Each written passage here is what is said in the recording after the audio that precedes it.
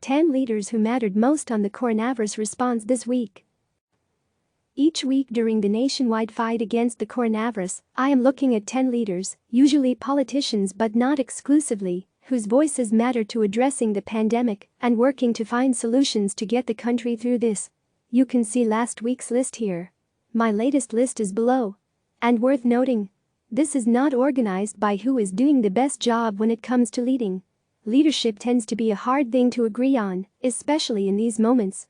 Rather, it's simply a look at whose voices truly matter most right now. 1. Andrew Cuomo.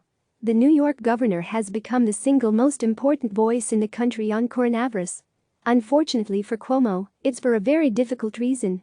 His state, and New York City in particular, is the absolute epicenter of the outbreak.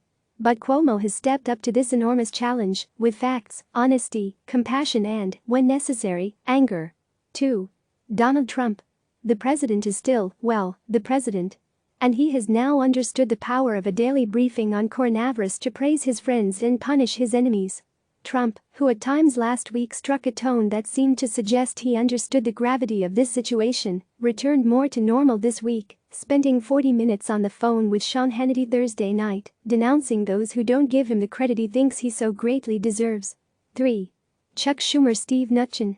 I am cheating a little bit here by naming 2 people for one spot, but the Treasury Secretary and the Senate Minority Leader were linked at the hip all week as they sought to find a way to yes on a $2 trillion economic stimulus bill designed to keep the economy solvent until the coronavirus pandemic passes. And, to their credit, Schumer and Mnuchin got it done, with a 96-0 vote in the Senate and successful voice vote in the House today. 4. Anthony Fauci. The dominant storyline surrounding the head of the National Institute of Allergy and Infectious Diseases this week was whether Trump might get rid of him. But Fauci remains on the job and is still the medical truth-teller of choice for most Americans. His pushback on Trump's desire to reopen the country by April 12, Fauci said, "You don't make the timeline, the virus makes the timeline," was much needed. 5. Mike Pence. As Trump has come to commandeer these daily coronavirus task force meetings more and more, the vice president has receded somewhat. But he deserves credit for, when he does speak, largely doing what the president should do: providing facts and updates on the administration's response to the virus. 6. Deborah Birx. As Fauci has stepped back somewhat, Birx, the coordinator of the coronavirus task force, has stepped up.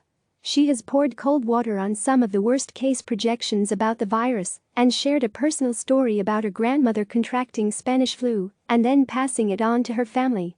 7. Gretchen Whitmer. The Michigan governor is growing increasingly vocal about what she needs and isn't getting from the Trump administration, as every expert suggests Detroit is one of the next likely epicenters. And now Trump is demeaning her as a woman governor and suggesting she is just complaining. Oh, did I mention Whitmer is also a possible VP choice for Joe Biden? 8. Phil Murphy. New Jersey now has the second most cases of coronavirus in the country, at more than 8,800 as of Friday afternoon. That makes Murphy, the state's governor, a central player in efforts to combat the virus. New York's the canary in the coal mine, Murphy said this week, adding, "I think we're right behind him, Cuomo, unfortunately." 9. Joe Biden. The de facto 2020 Democratic presidential nominee spent this week trying to get himself in the conversation, setting up a coronavirus bunker at his house and offering press availabilities to make sure his voice was part of coronavirus crisis. Biden was more present than last week, but barely. 10. Bill de Blasio. There's no question that Cuomo has become the face of the coronavirus fight in New York.